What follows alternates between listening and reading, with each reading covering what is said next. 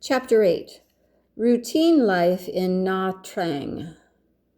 One of my very deep regrets during my time in South Vietnam was the limited amount of time that I was able to spend with my family. However, the local medical needs were great, and there was little I could do about that at the time. So I convinced myself that it was a 3-year commitment. After that, I would be back in the States where I would be much more available to my family.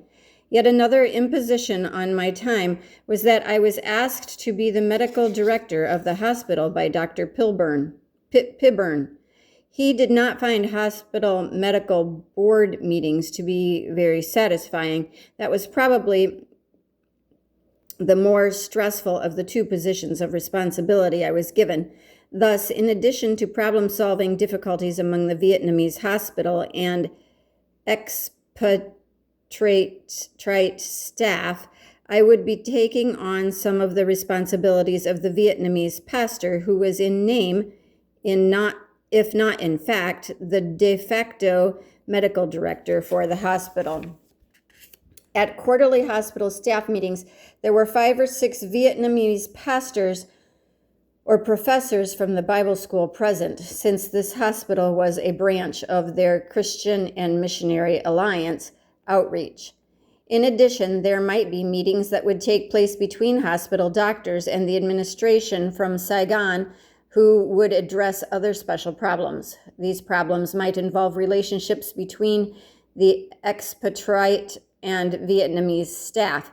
They also involved financial issues, either short or long term. When issues became particularly critical, the board would generally defer to the wisdom and decision-making capabilities of the president of the Protestant Bible Seminary located on Paradise Point, just up the hill from the hospital.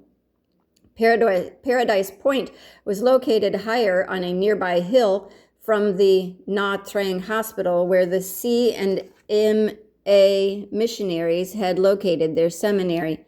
It was a beautiful location with views stretching out over the hills of the Nha Trang Bay beyond. To be more specific, the president of the seminary was largely considered the final authority on many issues decided at board meetings. He was an experienced professional who would reflect on the discussions between the Vietnamese and the expatriate administrators, and in a short sentence or two clearly state a decision that was acceptable to all, or at least the majority of the board members. I would even go so far as to say that these negotiations were much more effective and acceptable than the majority of the American and South Vietnamese governmental negotiations that were taking place during that conflict-filled, chaotic era. So my life in Nha Trang was filled with mundane administrative meetings, making rounds on patients in the hospital, seeing patients in the tuberculosis clinic and wards, doing eye surgeries, which I loved, and then the never-ending but all-important job of paperwork and charting on each patient seen and treated that day. I had no idea at the time how very quickly those routines and my life were about to change. Chapter 9, a need in Pleiku. I'm going to pronounce it that way. I had been assigned from the beginning to work at the hospital in Nha Trang. One day, Bob Miller, the chief administrator of VNCS located in Saigon, came to visit us in Nha Trang, and he shared with me that they desperately needed help at one of the other evangelical hospitals in Pleiku. Nha Trang is located on the southeast coast of Vietnam. Refer back to the map. Pleiku is a smaller city that is a 6 to 7 hour drive by car northwest of Nha Trang and is located in the highlands of South Vietnam. It is home to the Montagnards mountain people, who are tribal people who have traditionally been oppressed and regarded as second-class citizens by their fellow countrymen. So this changed the kind of medicine that I had been accustomed to in Nha Trang. First, I needed to change interpreters because the language in that area was different.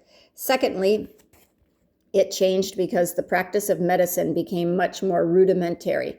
The hospital had an aging X-ray machine, which often resulted in poor to almost unreadable images at times. The lab was limited in what tests it could run, and further, even fewer medicines were available to treat patients. I was also sad that I would no longer be doing eye surgery daily. However, I told myself that it was only for 3 weeks and then I could go back to Nha Trang, where I could resume doing the eye surgeries that I enjoyed. But here at Pleiku, one could say that I was practicing medicine, as it is most basic without the help of labs or x-rays. Diagnoses were often a guessing game. As pilots would say in aviation terms, when all of their instruments failed, I was flying by the seat of my pants. Many diagnoses were made just by clinical symptoms alone, with the help of an otoscope to look into the ears and the throat, and a stethoscope to listen to the heart, lungs, and occasionally the abdomen. To put it in plain, simple terms, if I thought at the end of my physical exam that the patient had tuberculosis, then they had tuberculosis until proven otherwise. All that to say, practicing medicine in Pleiku turned out to be substantially different from that which I had been practicing in the hospital in Nha Trang just several weeks prior. The patient demographic was also quite different, and as such, the hospital had a Vietnamese clinic in the morning and a Montagnard tribal clinic in the afternoon. There was very little mixing of the two demographics of the local population. For me, it brought back disgusting echoes of an earlier era in southern, segregated United States. Unfortunately, how and when the hospital scheduled people into their clinics was not my decision to make.